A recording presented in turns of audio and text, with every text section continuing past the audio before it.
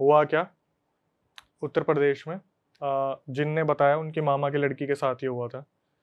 तो बोलते हैं ना कि आप रोड पे टोटका रखा देख लेते हो, तो कहीं नींबू कहीं कुछ कहीं कुछ।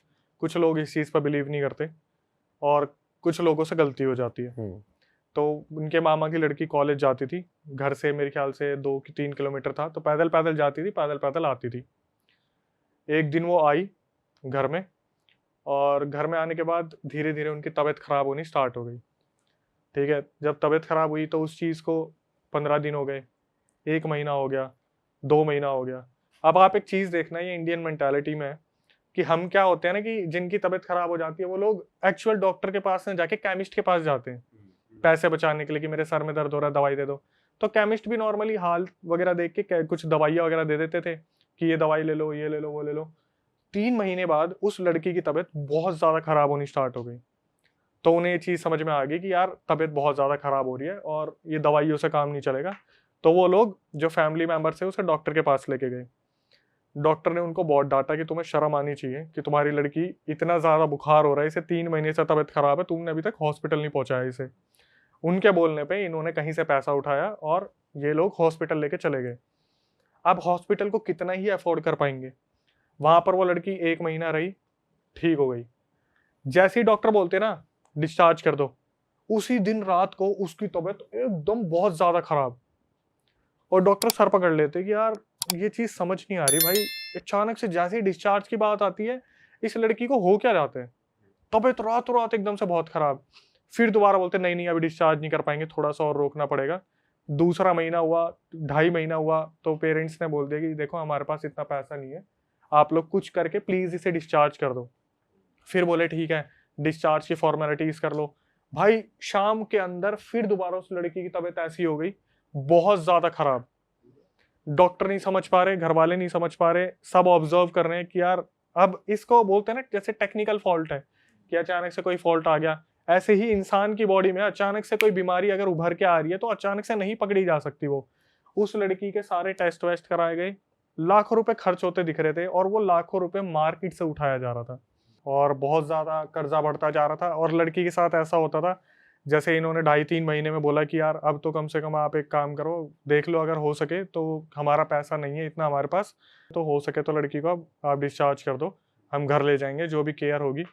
लेकिन होता क्या था ना, जब भी डिस्चार्ज की बात होती थी, शाम के अंदर, शाम के अंदर उसके अंदर ऐसे बदलाव आ जाते थे कि लड़की बुरी तरीके से तड़प जाती थी और घर तक पहुंच ही नहीं पाती थी। रिश्तेदार खुद बोलते थे कोई नहीं कोई नहीं, हम ज्वेलरी बेच देंगे, लड़की को रहने दो, लड़की के साथ कुछ नहीं होना चाहिए।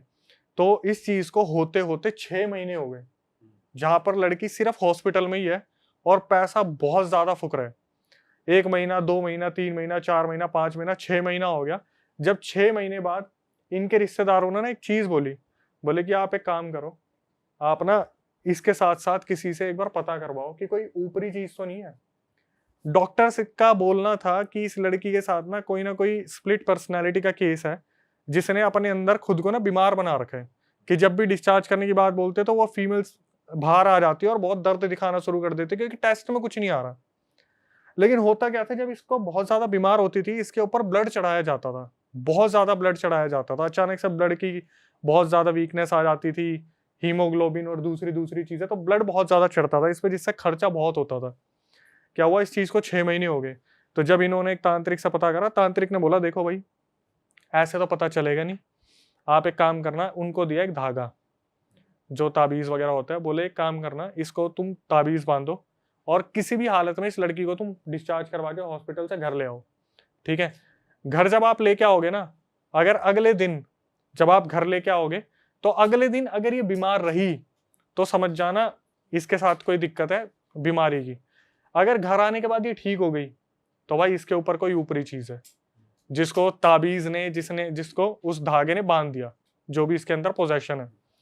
ये लोग जबरदस्ती डिस्चार्ज करवा के इसके हाथ पे बांधा वो धागा और डिस्चार्ज करवा के अपने घर पे लेके आ गए। जैसे ही ये घर पे लेके आए, अगले दिन वो लड़की बिल्कुल ठीक हो गई। मतलब पता चल गया इसके ऊपर कोई चीज है। बहुत सारे तांत्रिक को बुलाया, जो जिसने ताबीज दिया था, यहां से इतनी चीजें बिगड़ती चली गई ना। जिस तांत्रिक ने इसे ताबीज दिया था वो ताबीज हर 2 घंटे में अपने आप टूट के गिर जाए।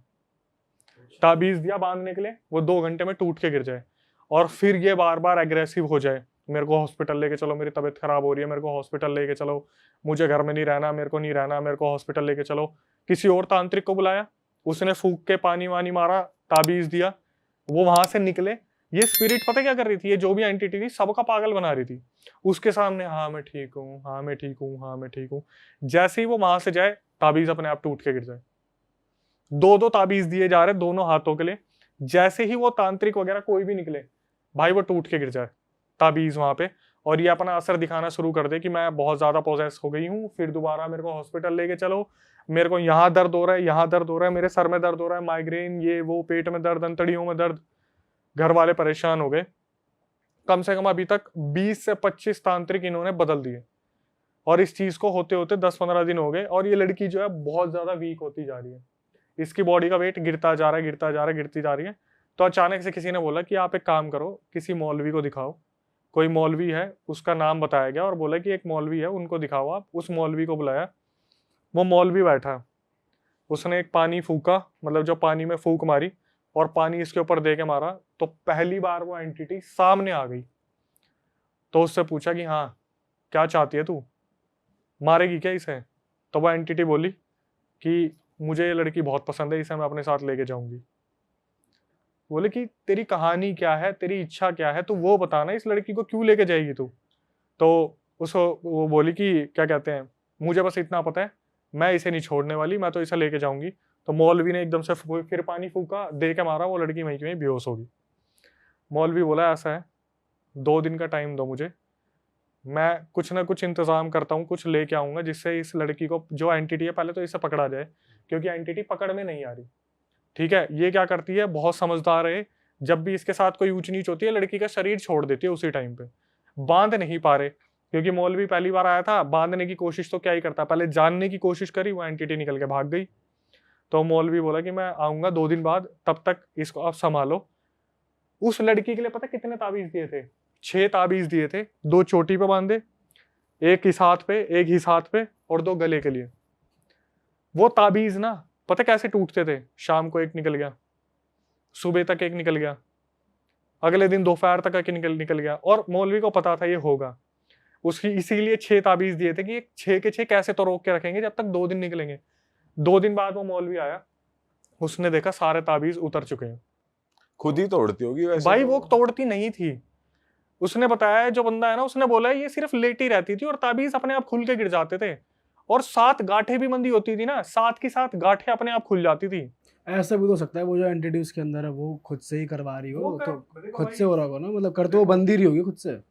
दीपक भाई, आप एक चीज को समझोगे, जब आपके घर में कोई होगा ना जो बहुत ज्यादा बीमार होगा, उसे कोई अकेला नहीं छोड़ता, हमेशा एक बंदा उसके पास रहता है। और ऐसा नहीं हो सकता कि कोई वॉशरूम गया वापिस आया तो 7 गांठें एकदम से खोल दी। लोग अपनी आंखों से देखते थे कि ताबीज जो बंधा हुआ है ना, वो अचानक से खुल के अपने आप गिर गया जमीन पे। जैसे मैंने बताया कि वो तोड़ के गिर दिया था, वो एक अलग सीन था। इसके हाथ में प्रॉब्लम थी कि इसके पास कहीं भी ताबीज बंध रहे थे, बालों से तो निकल जाते थे वो, कि ढीले हो गए तो छूट गए, हाथों से अपने आप निकल के गिर रहे थे। जब मौलवी वापिस आया तो मौलवी ने इससे बोला कि क्या चाहिए तेरे को, क्यों परेशान कर रखा है? पहले तो बांध दिया उसे अच्छी तरीके से, कहीं ना कहीं कुछ ना कुछ प्रोटेक्शन करी, उसे घेरा बना दिया अच्छी तरीके से, और घर वालों को समझा दिया कि बात सुनो, इस घेरे में कोई भी नहीं आएगा, अगर इस घेरे में कोई आया मैं इस लड़की को नहीं बचा पाऊंगा। ठीक है, उससे बोला तू बता तेरे को चाहिए क्या, अगर तेरे को इतनी दिक्कत है तो तू वहां जाना जिनने तेरे को परेशान करा है, किसने किसने तेरे को, कैसे मरी तू, किसने क्या करा तेरे साथ? बोली मैं मरी नहीं हूं, अंदर की एंटिटी बोल रही है मैं मरी नहीं हूं, मुझे मारा गया और मैं बदला ले चुकी हूं। बोले कि तो तू इस लड़की को क्यों परेशान कर रही है और तेरी कहानी क्या है? बोली कि जहां मेरा जन्म हुआ था, मैं अपने मम्मी पापा के साथ रहती थी, मेरी मम्मी को कोई डायबिटीज या किसी की डिसीज थी, मेरी मम्मी मर गई, मेरे पापा ने दूसरी शादी कर ली, मेरे पापा ने जिससे दूसरी शादी करी उसकी एक लड़की हुई, वो बड़ी हुई, तो मेरी शादी जब कराई गई ना, तो मेरी मम्मी ने जितना भी गोल्ड मेरे लिए रखा हुआ था, मेरी जहां पे शादी हुई तो वो जो सौतेली मम्मी थी उसने वो गोल्ड दहेज में नहीं दिया, अपनी बच्ची के लिए रख लिया। ठीक है, और क्या हुआ, जहां पे ये शादी होके गई थी वहां पर दहेज मांगा जाता था, शुरू में उन्होंने मुंह छुपा लिया कि नहीं नहीं बच्ची भेज दो, बस बच्ची भेज दो। बाद में क्या करा, उस लड़की को दहेज के चक्कर में जला के मार दिया। ये जो एंटिटी आ रही है खुद बता रही है सब कुछ। तो ये मौलवी बोला एक काम क्यों नहीं करती तू, अपने ससुराल वालों को परेशान कर, तू फिर यहाँ क्यों आ रखी है। हंस के बोली कि ससुराल वालों को तो मैंने पहले ही निपटा दिया। बोले कैसे, क्या करा तूने उनके साथ। बोली कुछ नहीं, सबसे पहले मैं क्या कहते हैं अपने पति के पास गई और उसके जो माँ बाप थे जिन्होंने मेरे को जला के मारा था, एक दिन गाड़ी में कहीं किसी काम से जा रहे थे, मैं अपने पति के अंदर आई, गाड़ी सीधा पहाड़ी से नीचे कूदवा दी, तीनों जने खत्म। फिर वो मौलवी बोला अगर ऐसा है तो भाई तू अपनी माँ से जाके करना परेशान उसे ही। बोली माँ को भी मैंने मार दिया, जो सौतेली माँ है। कैसे। बोले अपनी माँ के अंदर मैं गई और कुछ खीर वीर बनाई, उसमें जहर डलवाया, खुद भी खा लिया और अपने पति को भी, मतलब उसके पापा को भी खिला दिया। बोले अब तू क्या चाहती है। मैं तो इसे लेके जाऊंगी, इसे मैं लेके जाऊंगी, इसे नहीं छोड़ूंगी मैं। वो जो एंटिटी अब तक कम से कम नहीं तो 7-8 लोगों को निपटा चुकी थी वो, सिर्फ अपना बदला लेने के लिए। और पर इससे तो कोई रिलेशन ही नहीं है उसका। अभी निकलेगा भाई, अभी निकलेगा। हुआ क्या था, इसने बोला कि तू इसके ऊपर कैसे आई। बोली आखिरी में बचा कौन था, जो मेरे पापा की मम्मी थी वो बच गई थी, और उसका मतलब उसके दादाजी, मतलब जो लड़का था जिससे शादी, सॉरी जो इसके पापा थे उसके पापा दादा, उसको और इसकी मम्मी को मारने गई थी। अच्छा। उसकी मम्मी के अंदर घुस के उसके लड़के के पापा को तो मार दिया, लेकिन इसकी मम्मी को मरने से मोहल्ले वालों ने बचा लिया। इसके ऊपर से उतारा करवाया और कहीं उतारा करवा के कहीं जगह फेंक दिया। वहां पे कोई मोहल्ले की लड़की गुजर रही थी वहां से, तो उसका पैर पड़ गया, ये उसके ऊपर आ गई। अब जब इसके ऊपर आई तो इसमें से जो उतारा करवाया वो किसी रोड पे फेंक दिया। वो जो रोड पे फेंका था ना, जैसे टोट के आप देखते हो, एक काला धागा था, काले धागे के अंदर ये बांध रखी थी और वहां पर कुछ नींबू इलायची पड़े थे, वहां इस लड़की का पैर आ गया। अब मौलवी सारी कथा समझ गया कि भाई ये तो बहुत एक्सट्रीम केस है, क्योंकि इतनी सारी आत्माओं की ये बलि ले चुकी है, ये इतनी आसानी से इस लड़की को छोड़ेगी नहीं। घर वालों को बोला गया कि भाई मैं घेरा बनाऊंगा, 4 दिन तक इस घर में पूरा विधि विधान से सब कुछ होगा। इस घर से 4 दिन तक ना तो कोई अंदर आना चाहिए और ना ही कोई बाहर जाना चाहिए, ठीक है। आप लोगों को कहीं कहीं से किसी भी चीज की आवाज आ सकती है घर से बाहर बुलाने के लिए, मत जाना। अगर बाहर चले गए ना तो ये तुम्हें छोड़ेगी ना ही ये मुझे छोड़ेगी। बोलेगी तुम्हारे बोलने पे मैं ये काम करने के लिए तैयार हूं, हालांकि ये काम बहुत बहुत ही ज्यादा बड़ा है, लेकिन अगर तुम में से कोई भी घेरे के अंदर आ गया, घर के बाहर चला गया, हम सब मर जाएंगे, यहीं की यहीं मार देगी है। और वो सामने बैठ के हंस रही है आराम से कि मैं तो कैसे ना कैसे किसी को घर से बाहर निकलवा दूंगी, मैं कोई ना कोई चीज कर दूंगी। और घर वाले यही बात कर रहे कि मौलवी ये तो मतलब अगर किसने बाहर कोई हंगामा मचा दिया तो हमें बाहर तो जाना पड़ेगा, कुछ ना कुछ रिश्तेदारों के कुछ कर दिया तो जाना पड़ेगा। मौलवी को पता था ये सारे ड्रामे तो होनी है, उसने पहले ही घेरा बना के उसे कैद कर दिया था। लेकिन उस आत्मा को उसने क्या करा, उस लड़की की बॉडी से बाहर निकाल दिया, उस घर में कैद कर दिया, और जितने भी घर वाले थे सबको एक एक ताबीज दे दिया कि भाई तुम ये ताबीज मत उतारना, तुम्हें कोई दिक्कत नहीं होगी। तो मामा मामी थे और जो रिश्तेदार थे वो वहां पे थे। घर के अंदर 4 दिन तक कोई नहीं निकला। होता क्या था, जब भी पूजा पाठ या कुछ भी जो मौलवी करते थे अपनी विधि विधान में, अलग अलग आवाज आती थी। जैसे किसी की मरी हुई मम्मी, बेटा एक बार ये दरवाजा खोल दे, बेटा एक बार यहाँ से आटा ले ले, मैं लेके आई हूँ। बार बार गेट पे कोई नॉक कर रहा है कि तुम्हारा बिजली का बिल आ गया, तुम्हारा ऐसे हो गया वैसे हो गया। और मौलवी के अंदर इतना खौफ बैठा हुआ कि यार ये तो मरेंगे, मेरे को और लेके जाएंगे। जब भी कोई आवाज आती ना, एकदम से मंत्र रोक के, कोई हिलेगा नहीं, चुप, सारे यहीं रहोगे, हिलेगा नहीं कोई।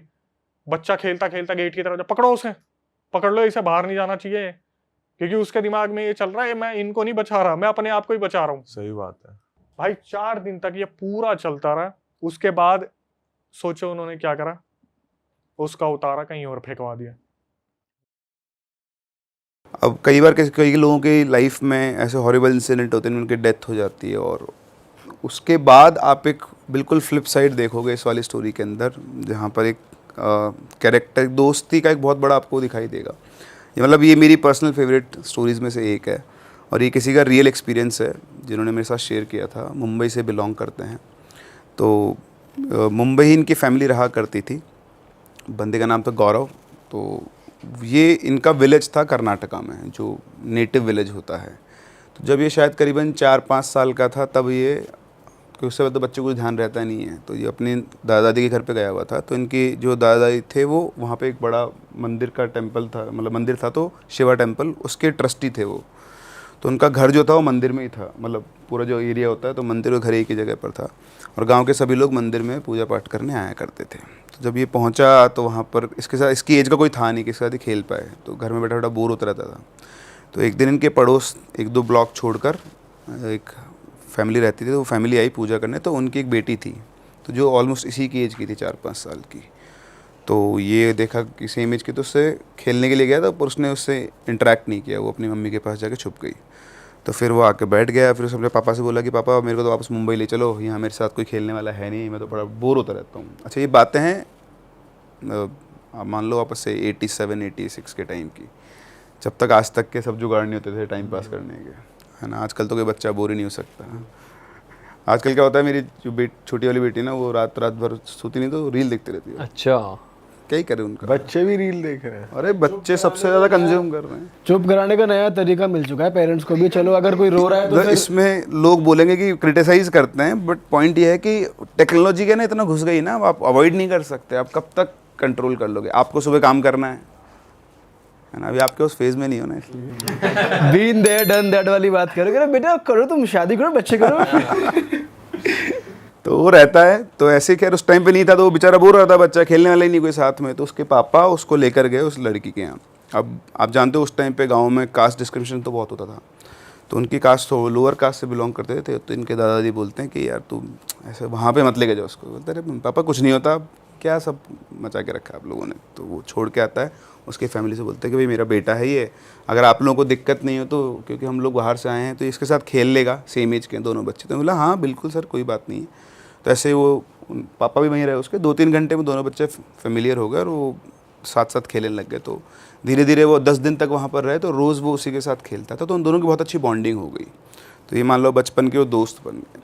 अब हर साल वो आता, जब भी साल में 2 से 3 बार उनके चक्कर लगते थे, तो हर बार वो आके और पवित्रा के साथ खेला करता था।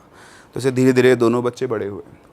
अब ये पहुँचा 10th क्लास में, तो बोर्ड्स की वजह से फिर ये गया नहीं अपने वहाँ पर। फिर 11th क्लास में शायद इसने साइंस वगैरह की स्ट्रीम ले ली थी, तो फिर से पढ़ाई का लोड, और इस तरह से बस ये अब कभी कभी लैंडलाइन फ़ोन पे बात किया करते, कि बड़े हो गए थे, 96 के आसपास की बात है। उस टाइम पे मोबाइल फ़ोन्स होते थे, पर उनको अफोर्ड करना हर किसी के लिए पॉसिबल नहीं था। तब नए नए आए थे, मुझे याद है अच्छे से। उस टाइम लैंडलाइन पे लाइन लगती थी, और कैसे किसी मोहल्ले में किसी एक के यहाँ फ़ोन होता था, और कोई दूर से आपके रिश्तेदार का फ़ोन आया तो वो आके बताते कि भाई आपका फ़ोन आया, तब आप जाते थे और फिर वो बात होती थी। ऐसा सिस्टम हुआ करता था उस टाइम पे।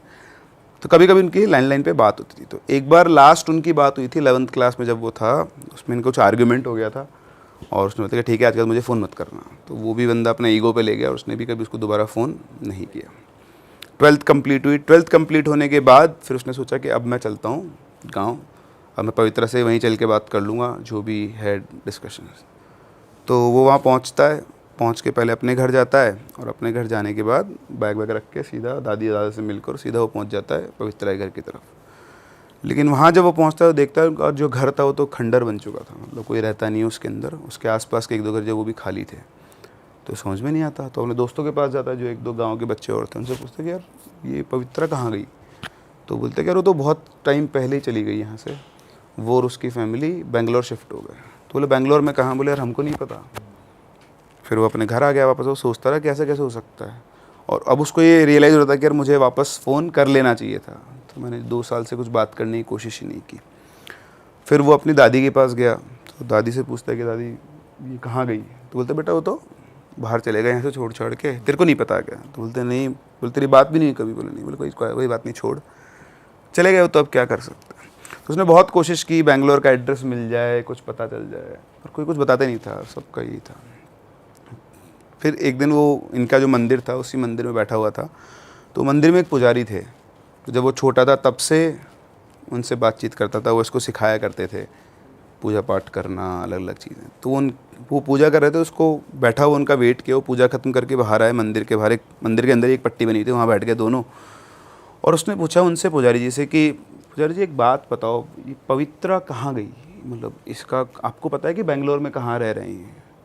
तो पुजारी जी एक बार तो चुप हो गए, फिर बोले देख बेटा, क्योंकि बचपन से तू पवित्रा के साथ खेला है, मैंने तुम दोनों बच्चों को बड़े होते हुए देखा है, मैं तेरे से झूठ नहीं बोलूँगा, लेकिन पवित्रा और उसकी फैमिली की तो डेथ हो गई है। तो बोलता डेथ हो गई है? बोले हाँ, लेकिन सब लोग तो बोल रहे हैं कि वो तो बेंगलोर रहती है। तो बोले वो तो तेरे दादा दादी उन्होंने सबको बोल रखा है कि जब भी वो आएगा तो उसको ये नहीं बोलना है कि उसके साथ कुछ हो गया है, क्योंकि उसका बहुत अटैचमेंट था उससे, इसलिए तेरे को सब ये बोलते हैं, लेकिन सच्चाई कुछ और है। तो बोलता है मुझे बताओ क्या सच्चाई है। उन्होंने बताया कि जब वो बड़ी हुई तो जब तुमने तो आना बंद कर दिया, 2-3 साल तुम नहीं आए थे, तो यहाँ पे क्या है, कुछ लोग अब जहाँ भी वो रहते थे तो कुछ इन्फ्लुएंशियल लोग हैं, उनके जो बच्चे हैं, लड़के थे उनके, तो वो उसको टीज़ किया करते थे। रास्ते चल रही है तो गलत जगह पर टच करना, इस तरह से छेड़ना उसको, उनकी गंदी नज़र थी उसके ऊपर। तो एक बार क्या हुआ कि वो रात के टाइम पे आ रही थी तो उसको उन्होंने छेड़ा, तो उन्होंने क्या कि पुलिस कंप्लेन कर दी। तो पुलिस कंप्लेन कर दी, उन्होंने पूरी रिपोर्ट की उनके अगेंस्ट, 2 दिन तक उनको जेल में रखा, लेकिन कोई एविडेंस था ना, छोड़ दिया। तो वो उन्होंने अपनी ईगो पे ले ली। फिर उसके बाद एक दिन रात के टाइम पर वो लड़के दोनों और उनके साथ 2 और लड़के वो इनके घर में घुसे, इनके मदर फादर को पकड़ा और उनके मुंह में कपड़े ठूंस दिए, तीनों के मुंह में, कि कोई आवाज़ नहीं आए बाहर। और फिर मदर फादर को उन्होंने पीटा जब तक वो मर नहीं गए। और उसके बाद उन सब ने पवित्रा के साथ मतलब सारा गलत काम किया, और तब तक कि बार बार जब तक कि उसकी मौत ही नहीं हो गई है। और उसके बाद घर को बंद करके सब चले गए, और पूरे मोहल्ले में किसी को कुछ भी नहीं पता। तो उसके बाद क्या हुआ कि 2-3 दिन तक कोई निकला नहीं, और 2-3 दिन बाद जो बदबू आना शुरू हुई तो उनका घर खोला तो देखा कि उन तीनों की डेड बॉडी पड़ी हुई है, और पवित्रा के शरीर पे कोई कपड़ा तक नहीं था। तो उसके बाद से फिर सब लोगों ने, पुलिस आई, सब कुछ हुआ, लेकिन इन्फ्लुएंशियल लोग थे तो जैसे तैसे करके वो फ्री हो गए सब लोग। तो उसके बाद से इस घर में कोई नहीं रहता है। लेकिन जब इनका सब कुछ हो गया, रिचुअल्स वगैरह इनको, तो इस घर के अंदर से अलग अलग अजीब सी आवाज़ आना शुरू हो गई, जैसे कोई हेल्प के लिए चिल्ला रहा है। और कई बार जो अड़ोस पड़ोस के लोग थे उन्होंने पवित्रा की आवाज़ सुनी थी कि हमने तुम सबको बुलाया लेकिन कोई भी हमारी मदद करने नहीं आया। उनकी लोकल लैंग्वेज में ऐसी आवाज़ आती थी कि जैसे पवित्रा ही बोल रही है। तो आसपास के 1-2 घर और डर के मारे खाली छोड़ के वहाँ से निकल गए हैं। और तब से लेकर अब तक मतलब यही रहता है कि ये यहाँ कोई नहीं रहता है, बस यहाँ पर जैसे वही जो लड़के हैं गुंडे टाइप के और जो सारे थे, अब क्योंकि आसपास कोई नहीं तो वो यहाँ पे आते हैं, नशा वशा करते हैं और ये सब है। अच्छा। और ये बेटा असली सच्चाई है। तो ये सुनते ही तो उसका तो बिल्कुल दिल बैठ गया कि यार ये सब तो मुझे पता ही नहीं था, और पवित्रा को वो खो चुका है। तो उसे बहुत दुख हुआ, उसको समझ नहीं आता कि वो क्या करे। वो गया अपने घर पे और अपने रूम में जाकर बैठकर सोच रहा है कि वो क्या करे। तो फिर उसने डिसाइड किया कि अब जो भी है वो, अच्छा सब लोग ये बोलते थे कि वो उसकी स्पिरिट जो है उसी घर में, उसी खंडर में रहती है। तो उन्होंने डिसाइड किया कि अब वो तो जाएगा वहाँ। अच्छा, जब से सब इंसिडेंट हुए थे उसके बाद से जैसे वहाँ पे आके वो नशेड़ी लोग सब बैठने लग गए, ये सब हुआ। और वहाँ पे क्या 1-2 डेथ्स भी हो गई थी, तो ये आएगी सामने आपको। वो जो लड़के थे वो सब भी, उनकी भी मौत हुई है और वहीं हुई है उसी घर के अंदर। तो वहाँ पे पुलिस पेट्रोलिंग करने लग गई थी। तो हर आधा घंटा 1 घंटे पुलिस की जिप्सी वहाँ पे आया करते, शाम को तो स्पेशली आया करती थी। और वो जो रास्ता था शाम को 5 बजे उस रास्ते से कोई नहीं गुजरता था, क्योंकि जो भी वहाँ गुजर गया और उसने कभी भी किसी भी केस में इन केस पवित्रा के साथ मिसबिहेव किया हुआ था जब वो ज़िंदा थी तब, तो वो उनको पजेस कर लेती थी, ऐसा कुछ होता था। तो जो लड़के थे जिन्होंने रेप किया था और जो फिर फ्री घूम रहे थे, तो कभी ना कभी वो उस रास्ते से गुजरे हैं, और गुजरने के बाद दोबारा ज़िंदा नहीं बचे वहाँ के पास। तो वो जो चारों थे वो चारों की तो डेथ हो गई थी उससे, तो उन सबसे तो उसने बदला ले लिया था अपना। तो इसलिए वो घर हॉन्टेड था और गली में रात के टाइम कोई नहीं गुजरता था। तो 5 बजे के आसपास गौरव पहुंचा वहाँ पर। तो उनका जो घर था उसके घर के सामने एक छोटा सा पार्क था जहाँ पे वो दोनों बचपन में खेला करते थे, और उसी पार्क के एक बेंच थी उसके ऊपर वो बैठा हुआ था और उस घर को देख रहा था। फिर उसने चारों तरफ देखा कोई नहीं है, तो उस घर के अंदर चला गया जो हॉन्टेड घर था। तो घर के अंदर पहुंचा, 5-7 मिनट वो बैठा, एक जगह पर जाके बैठ गया। तो बैठते उसको एक अलग टेम्परेचर ड्रॉप फील हुआ, ठंडा सा। और फिर उसके बाद उसको आवाज़ आई कि तुमने बहुत देर कर दी गौरव आने में। तो उसको पवित्रा की आवाज़ आई। उसने चारों तरफ देखा, कोई, पहले उसका नाम बोला उसने गौरव, फिर उसने बोला कि, तो उसने चारों तरफ देखा तो उसको कोई नहीं दिखा। फिर चुपचाप बैठ गया। फिर चुपचाप बैठा तो उसको फिर से आवाज़ आती है कि गौरव ने उससे बोला कि आई एम सॉरी, मैं आ नहीं पाया, मुझे जब पता लगा, मतलब रोने लग गया था, उसकी आंखों से आंसू निकलना शुरू हो गए, इमोशनल हो गया था वो जो भी आवाज़ है उसको रिप्लाई करा था। उधर से वापस आ जाती है कि तुम्हारी गलती नहीं थी उसके अंदर, गलती मेरी थी कि मैंने तुमसे आर्ग्यू किया और उसके बाद दोबारा कभी तुमको कॉल नहीं किया। लेकिन मैं खुश हूँ कि आज तुम यहाँ पर आए और मुझे बहुत अच्छा लग रहा है कि तुम हो, क्योंकि तुम ही मेरे दोस्त थे। क्योंकि मैं लोअर कास्ट से बिलोंग करती हूँ, तो पूरे गांव ने जो भी लोग रहते थे सब ने मुझे हमेशा उल्टा ही बोला, लेकिन तुम ही एक थे जो बचपन से मेरे साथ खेले और आज तक भी मतलब तुम मेरे लिए यहाँ पर आकर बैठे हो। तो मैं बहुत खुश हूँ, जो हो गया वो हो गया, तुम भी उससे आगे बढ़ो, लेकिन मैं हमेशा तुम्हारे दोस्त तो रहूँगी। तो इधर से वो बोलता है कि मैं तुम्हें देख क्यों नहीं पा रहा हूँ, तुम्हारी आवाज़ तो मुझे आ रही पर मैं देख नहीं पा रहा हूँ। तो बोलते हैं जब टाइम आएगा तब तुम मुझे देख भी लोगे, अभी तुम यहाँ से जाओ। तो बोलता है कि नहीं मैं तो अभी रुकूँगा। बोला नहीं, अभी तुम यहाँ से जाओ क्योंकि तुम्हें खतरा हो सकता है, क्योंकि सेफ़ नहीं, पुलिस वगैरह, मतलब उसका वैसा था। तो उसने बोला कि ठीक है। उसके कहने पर वो उठ के वहाँ से चला जाता है, आता है, खूब रोता है। फिर अगले दिन वापस उन पंडित जी के पास पहुँचता है और पता करने के लिए कि क्या हुआ क्या नहीं हुआ, कैसे चीज़ें हैं। तो वो पहुँचा वहाँ पर, तो उसने पंडित जी से पूछा कि पंडित जी मतलब आपने तो बता दिया कि उसकी डेथ हो गई थी, उसके बाद क्या हुआ? तो उन्होंने बताया कि उसके बाद वो जो लड़के थे जिन्होंने उसके साथ गलत किया था, एक एक करके उसने उन सबको, मतलब जब भी वहाँ से गुजरे तो उनको उसने मार दिया। और कई लोगों को, मतलब जो भी उसको कुछ गलत बोलता था कभी भी, तो वो किसी न किसी फॉर्म में उनको हार्म कर देती थी। तो उसने बताया कि मैं कल गया था वहाँ पे। तो बोले तुम गए थे? बोलते हाँ, और मुझे पवित्रा की आवाज़ सुनाई थी। तो पंडित जी बोले तुम सच बोल रहे हो? तो बोलता है कि मंदिर में बैठा हूँ, मैं झूठ क्यों बोलूँगा। तो बोले मैं कल गया था, मुझे उसकी आवाज़ सुनाई दी, लेकिन मुझे वो दिखाई नहीं दी, मुझे तो उसने कुछ भी हार्म नहीं किया। तो उन्होंने कहा कि वो तुमको हार्म नहीं कर सकती क्योंकि तुम ही उसके एक दोस्त थे पूरे गांव के अंदर, तो तुम उसके सबसे क्लोज रहे हो और इसलिए वो तुमको हार्म तो नहीं करेगी, लेकिन फिर भी तुम वहाँ मत जाओ। तो पता नहीं, क्योंकि वो पवित्रा नहीं ना जो थी पहले। तो उसने कहा ठीक है। इसके बाद उसने तो सुनी नहीं किसी की, अब उसने अपना ही दिनचर्या बना ली। अगले दिन वापस से वो शाम को गया, वहीं पहुंचा वापस से उस घर के अंदर, नज़र बचा के लोगों से, और वहाँ बैठ के वो स्मोक करता था। तो वो स्मोक कर रहा था बैठ के, तो जैसे वो स्मोक करके सिगरेट जलाई उसने, तो उधर से आवाज़ आती कि तुम स्मोक मत करो, सिगरेट मत पियो, और ये तुम्हारी हेल्थ के लिए अच्छी नहीं है, ऐसा करके। तो उसने बुझा दी। तो बुझा दी तो फिर से उसको उसकी आवाज़ आई, दिखी तो अभी भी नहीं थी वो उसको, बस उसको आवाज़, कम्युनिकेट कर रहे थे एक दूसरे से दोनों। तो उसका डिस्कशन चल रहा था। उसने बोला कि मुझे पता लगा कि तुम्हारे साथ क्या हुआ, और मतलब मैं उस टाइम पे नहीं था, और अब आके मुझे सच्चाई पता लगी है, तुम्हारे साथ बहुत गलत हुआ है। तो उसने बोला कि हाँ, जो होना था वो हो गया, और जिसने वो किया उनको उसके किए की सज़ा मिल चुकी है। और कोई भी ऐसा इंसान जिसने, जब मैं ज़िंदा थी, मेरे बारे में गलत बोला, या क्योंकि तुम मेरे सबसे अच्छे दोस्त थे, तुम्हारे लिए भी किसी ने गलत बोला, अभी भी ऐसे बहुत सारे लोग हैं, तो उनका नुकसान तो होगा ही होगा, मैं उनको किसी को भी नहीं छोड़ूंगी। तो बोलता है कि नहीं, अब तो ऐसा कोई है नहीं, तुम मतलब पता नहीं मैं क्या बोलूँ क्या नहीं बोलूँ, मुझे समझ में आता कि मुझे तुम दिखते तो हो नहीं, और अब मैं कुछ कर भी नहीं सकता हूँ, लेकिन हाँ बस ये है कि मैं यहाँ आता हूँ तुमसे बात करने के लिए। और इस तरह से उनके कम्युनिकेशन हुए, बैठे वो। फिर उसने वापस से, अच्छा बीच बीच में पुलिस की जिप से आते थे, छुप जाता था उठ के खंडर के अंदर ही कहीं ना कहीं पर, तो उसको कोई हार्म नहीं था। उसके बाद फिर वापस आ गया उस दिन रात को। अब रात को जब वो आया वापस, तो उनके घर के जो पुजारी, मंदिर में ही थे पुजारी जी, तो कोई आते हैं, गेट बजाते हैं लोग, तो गेट बजाते हैं तो पुजारी जी को जगाते हैं, तो ये लोग भी उठ के आ जाते हैं। तो बोलते हैं कि वो एक लड़का है सुरेश, उसके अंदर किसी की आत्मा आ गई है और वो बहुत अजीब सा बिहेव कर रहा है। उसके पेरेंट्स से आते हैं एक्चुअली कि हमारे लड़के को पता नहीं क्या हो गया है, घर पे आके बहुत अजीब सा बिहेव कर रहा है और हमने उसको एक कमरे में बंद किया हुआ है, वो उसकी बहन को मारपीट कर रहा है, हमसे मारपीट कर रहा है, तो आप जल्दी चलो। तो पुजारी जी जाते हैं, तो ये समझ तो जाते हैं कि वो कहीं ना कहीं पवित्र है। तो इधर से गौरव बोलता है कि मैं भी चलूँ आपके साथ। बोलते नहीं नहीं, पहले मैं देख के आता हूँ, अगर तुम्हारी ज़रूरत होगी तो मैं बता दूंगा तुमको। तो वो वेट करता है पंडित जी का। वो जाते हैं, वापस से आते हैं और उसको सारा इंसिडेंट बताते हैं कि उसके अंदर कोई बहुत पावरफुल स्पिरिट आ गई है और वो बहुत अजीब सा भी, खुद को भी हार्म कर रहा है, सबको हार्म कर रहा है। तो उसने पूछा वो पवित्र है क्या? तो पंडित जी बोलते हैं लग तो ऐसे ही रहा है कि वो है, पर देखते हैं, एक तांत्रिक को बुलाया है जो उसको कंट्रोल कर सकता है। तो उसने बोला कि पंडित जी मैं चलूँ आपके साथ एक बार? तो उसके पापा बोलते, उसकी जो फैमिली बोलते हैं नहीं नहीं, तेरे को जाने की ज़रूरत नहीं है।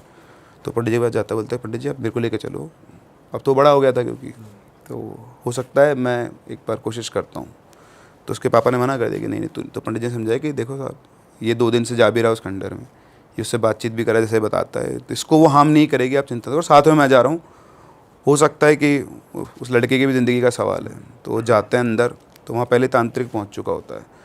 तो तांत्रिक होता है, पुजारी होते हैं, गौरव होता है, तीनों वहाँ पहुँचते हैं। और पहुँचने के बाद वो लोग बोलते हैं कि तांत्रिक घुसरान बोलता है कि ये बहुत शक्तिशाली है और इसके लिए तो मतलब थोड़ा वो करना पड़ेगा। तो गौरव बोलते हैं कि आप रुक जाओ, मैं इसको हैंडल कर लूँगा। तो तांत्रिक कुछ बोलता तो पंडित जी बोलते हैं कि आप रुक जाओ, ये इसका जो भी कुछ है एक बार इसको चेक करते हैं और देखते हैं, हो सकता है कि आपको कुछ करना ही नहीं पड़े।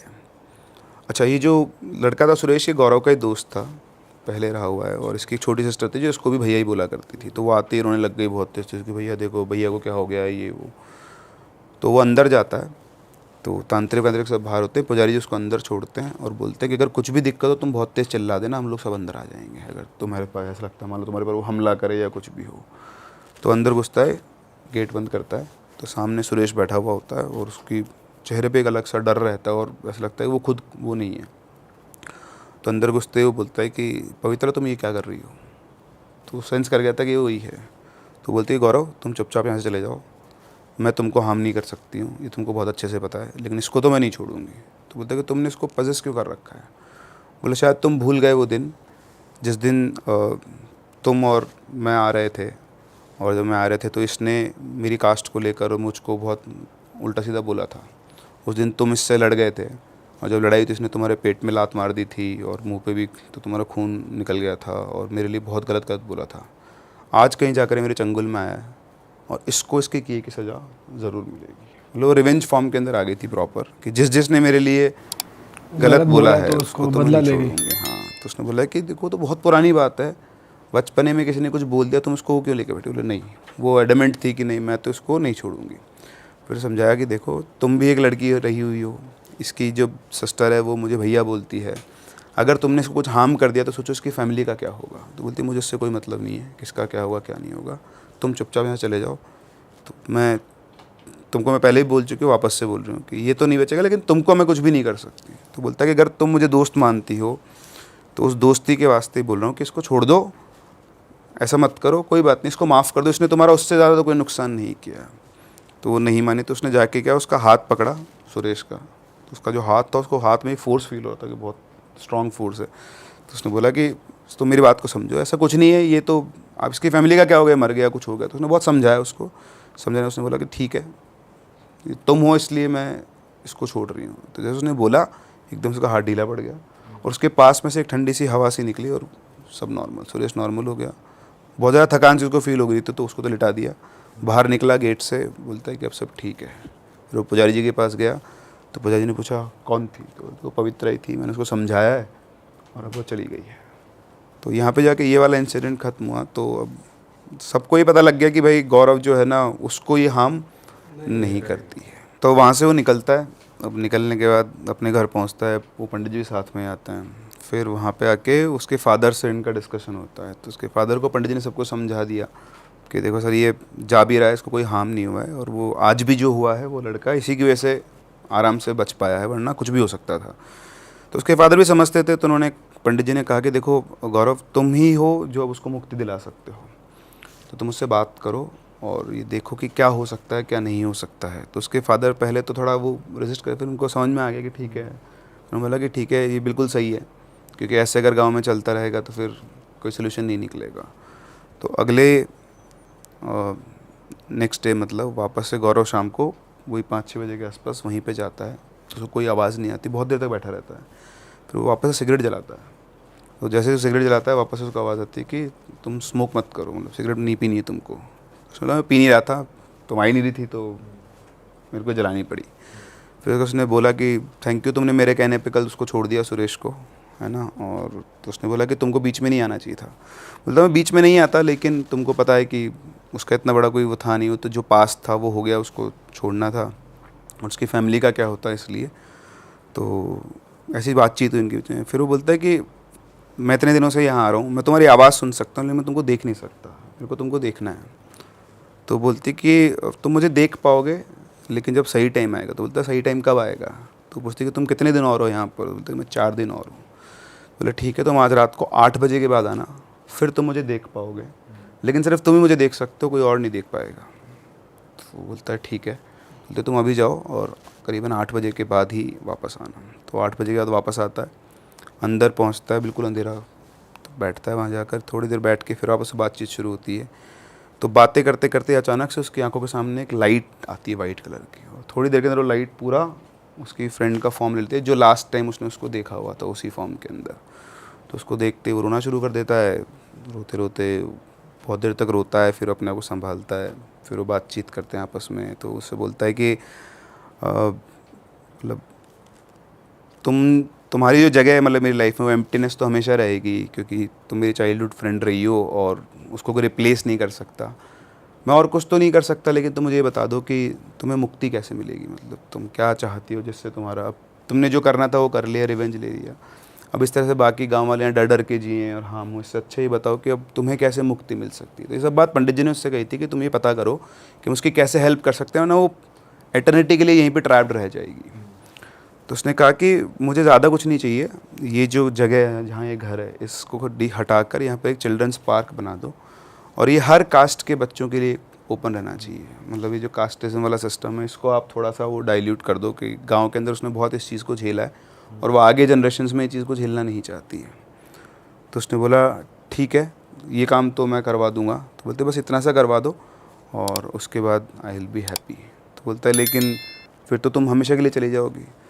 तो बोलती है हाँ, जब मुझे मुक्ति मिल जाएगी तो मुझे जाना ही होगा, लेकिन जब तक ये होगा तब तक तो तुम मुझसे मिल सकते हो, मैं तुम्हारे पास तो मैं हमेशा हूँ और तुम्हें लाइफ में कभी कोई दिक्कत नहीं आएगी जब तक मैं हूँ। तो ऐसा उनका डिस्कशन हुआ बहुत अच्छा। फिर वापस उन्होंने बोला कि अब तुम चले जाओ, लेट हो गया बहुत ज़्यादा, तुम्हारे जाने का टाइम हो गया, अगर पुलिस वगैरह ने पकड़ लिया तो तुम्हारे साथ भी दिक्कत हो सकती है। तो इस तरह से बातचीत क्लोज़ करके वो निकल गए। अगले दिन पुजारी जी, इनके पापा, सब ने बैठ के डिस्कशन किया कि वो ये चाहती है। तो सब ने बोला कि ठीक है, यही काम करते हैं। उसके पापा ने गवर्नमेंट से परमिशन ली, पैसे कैसे इशू था नहीं, और गाँव वालों ने भी कॉन्ट्रीब्यूट किया। तो पार्क का काम शुरू हो गया। तो जिस दिन पार्क का काम शुरू हुआ, दिन के अंदर भी पवित्रा वहीं सामने खड़ी थी, गौरव को देख के मुस्कुरा रही थी, मतलब उसको दिख रही थी और किसी को नहीं दिख रही थी। 1 साल तक उस पार्क का काम चला।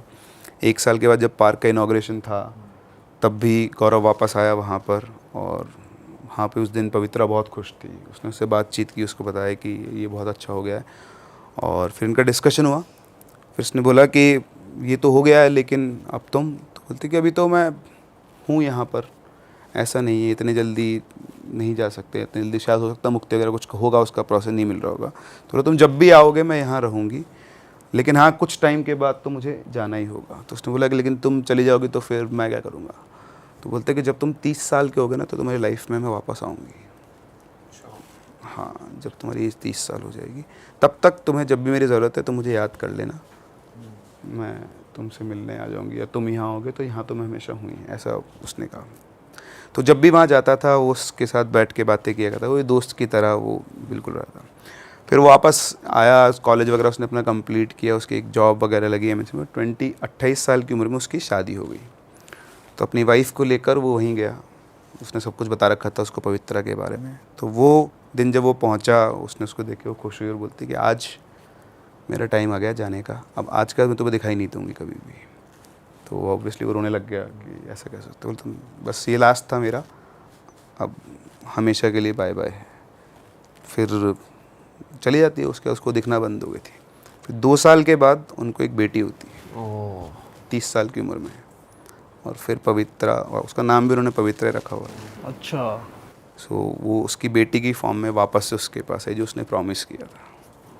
ये सर गौरव ने खुद भेजी आपको स्टोरी? हाँ। अरे बाप रे, ये उसके साथ हुआ है। बाप रे। सो इस तरह से मतलब अब एक ये भी साइड है स्पिरिट्स ये का। तो सर हॉरर पॉडकास्ट में एक नई स्टोरी पहली बार हमें सुनने को मिली, कुछ इमोशनल। वाह सर, मज़ा आ गया इस स्टोरी में तो यार। वो जो ना कनेक्शन एक बार बैठ गया, दोस्ती जो बन गई। एक एंटिटी ने खुद ही जस्टिस लिया अपने आप, खुद ही काम करके, और सब कुछ पॉजिटिव तरीके, पॉजिटिव एंड पे चलो ये चीज़ एंड हुई। हाँ, उसको जिससे बदला लेना था, जिसने उसके साथ गलत किया उसने उसके साथ गलत किया। हाँ। लेकिन वो कई बार ऐसा होता है ना कि चीज़ों के बाद कैरेक्टर चेंज हो जाता है, लेकिन उसका एक जो लिंक बना हुआ था, या फिर ये उसके मुक्ति का रास्ता, जो भी कुछ कह लो, जो लिंक बना हुआ था दोस्ती का बचपन का, तो एक तरह की मिसाल है कि वो बाद में भी चेंज नहीं हुआ उसका नेचर। कभी उसको हार्म नहीं किया, उसकी बात सुनी, और फाइनली वो जो होता है ना कि वो एक चाहत जो आपके रह जाती है, वापस से आप वहीं पर पहुँचे उसी के घर के अंदर। तगड़ी चीज़ हुई लेकिन यार ये लास्ट में जो बेटी हुई उनको तो कुछ याद नहीं होगा यार, उसको तो कहाँ याद होगा, वो तो सब, वो तो इनको पता है। रीबर्थ में कुछ कुछ लोगों को याद रहता है। हाँ, रीइंकार्नेशन में होता है, मतलब वो तो पीढ़ियों दर पीढ़ियों चीज़ें चलती रहती हैं, तो उसके अंदर तो होता ही होता है। वो तो ऐसी एक स्टोरी और है जिसमें 2 बहनें होती हैं, उनको वापस से मतलब पुराने लाइफ की चीज़ें उसके सामने आ जाके उनको हॉन्ट करती हैं। तो सर काफ़ी जगह होता है कि लोगों को अपना पुराना गांव याद आ जाता है। और हाँ, एक केस है यूपी का, और वो मतलब प्रॉपरली वो इंडिया से बाहर वाली एक यूनिवर्सिटी, नाम भूल गया मैं उसका, उन्होंने आके यहाँ पे डॉक्यूमेंट किया। हाँ, इंडिया में तो 2-3 केस हो गए सर रीइंकार्नेशन के। लेकिन वो डॉक्यूमेंटेड, जैसे डॉक्यूमेंट मतलब उससे प्रॉपर रिसर्च की गई है कि कहीं ये फेक तो नहीं है। हाँ, तो एक लेडी थी यूपी में, तो छोटी सी समराइज़ करता हूँ उसको मैं, तो एक लेडी थी यूपी के अंदर, मेरे को उसका नाम तो याद नहीं, पर जो दूसरी एक और लेडी थी उसका नाम शिवा था, शिवा या शिव ऐसे कुछ नाम था उसका। तो ये जो लेडी है एक दिन ये घर पे आई पजेस्ड फॉर्म में, कुछ भर गया इसके अंदर और बहुत अजीब सी आवाज़ें निकाल रही है, रो रही है, और उसके 3 या 4 दिन बाद इस लेडी की डेथ हो जाती है जो पजेस्ड थी। अब डेथ होती है, उसके अंतिम संस्कार की सारी तैयारी की जाती है, जाके चिता पे रखते हैं और वो वापस उठ जाती है। और उठ के चारों तरफ देखती है और पूछती है मैं कहाँ पर हूँ, तो बोलते कि पहले तो हो गया कि हाँ कर जिंदा हो गई तो वापस, तो मतलब ये मरी नहीं थी। पर अब उसने बताया कि मेरा नाम लेट्स से शिवाई था उसका नाम, तो मेरा नाम शिवा है, लड़की का नाम था, मतलब शिवा ऐसे कुछ नाम था उसका, संतोष रख लो कि संतोष है। तो बोले संतोष कौन है, तो उसने बताया कि मैं यहाँ से 3-4-5 गांव छोड़कर एक और गांव है, उस गांव में रहती थी। मेरा हस्बैंड मुझसे बहुत मारपीट करता था, मेरे ससुराल वाले मुझसे बहुत मारपीट करते थे और उन्होंने मुझे मार दिया, और मार के मेरे घर वालों को बताए बिना मेरा अंतिम संस्कार वगैरह सब कुछ कर दिया। तो इस तरह उसने डिटेल बताई, उसने अपने पति का नाम बताया, ससुर सास सबका, गांव का, पिताजी का नाम बताया। अब उस टाइम पे क्या, ये तो बात है शायद वही 80s से या उससे पहले की, तो ज़्यादा कम्युनिकेशन चैनल्स होते नहीं थे, गांव से लोग ट्रैवल करते थे। जब ये केस शायद किसी नेशनल अखबार में आया था और उधर से टाइम्स ने कवर किया था इस आर्टिकल को, तब जाके बाहर से पूरा वो लोग आए थे, उन्होंने पूरा प्रॉपर बैक्स वो ट्रैक किया कि कहीं ना कहीं दोनों लेडीज़ कभी मिली तो नहीं थी। वही कहता है ना, कई बार अपन किसी की आइडेंटिटी को खुद गेन कर लेते हैं, तो कभी ना इन फैमिलीज़ का कभी इंटरेक्शन हुआ, ना इस दोनों लेडीज़ का कभी इंटरेक्शन, दोनों एक दूसरे को कभी नहीं जानती थी। अच्छा, वो जो दूसरी लड़की की डेथ हुई थी, उसके जो फादर थे उनको ये था कि उनकी बेटी को मारा गया है, तो उन्होंने केस भी किया हुआ था। अच्छा, ये उनको भी नहीं पता था कि ऐसा कुछ हुआ है कि वो शिवा की, संतोष की आत्मा वहाँ पहुँच गई है। तो ये गांव में और उनके गांव में कोई एक आदमी था जो न्यूज़पेपर बांटता था, ये सारे पता नहीं कुछ काम करता था, वो ऐसा व्यवसाय के लिए आते रहते हैं ना, आपस में ट्रेड करते हैं जो, तो उसको वहाँ के पता लगा इस गांव में ऐसे कुछ चल रही है। फिर उसने वहाँ जाके अपने गांव में बताई, अपने गांव में एक आदमी को, दूसरे को, तीसरे ने, तो उसके बाप के पास ये बात पहुँची कि ऐसे संतोष नाम की आपकी जो लड़की है, उस नाम से वहाँ पर कोई आत्मा है जिसने एक को पकड़ रखा है। और वो तो इन्होंने पता किया, ढूंढ ढांड के वहाँ पहुँचे, तो जैसे ही पहुँच के उस लड़की के सामने खड़े हुए, वैसे फूट फूट के रो के इनसे गले लग के रोई जैसे असली अपने बाप से मिल रही हो। तो वो भी एक तरह का केस था कि रीइंकार्नेशन नहीं बोल सकते, लेकिन कहाँ से घूमकर वो कहाँ पजेस हुई और कहाँ के स्टोरी ओपन हुई। सही बात। और रजिस्टर्ड केस है, मतलब हम लोग बोलते हैं ना होता है नहीं होता है, अब कोई कनेक्शन ही नहीं आपस में, लेकिन स्टिल वो चीज़ वहाँ से निकल के। अरे वाह, आपने ये वीडियो यहाँ तक देख ली भाई, तुमने हमारी मेहनत सफल कर दिया, तुम ही लोग हो असली रियल हिट। और अगर आपको बहुत मज़ा आ रहा है ऐसी क्लिप्स में, ऐसी वीडियोस में, तो फटाफट जाइए प्लेलिस्ट पे बिंज वॉच कीजिए और सारी वीडियोस देख डालो और मौज काटो। दैट इज इट, हम मिलेंगे नए पॉडकास्ट में, नए क्लिप में। Till then bye bye, see you, take care, do subscribe.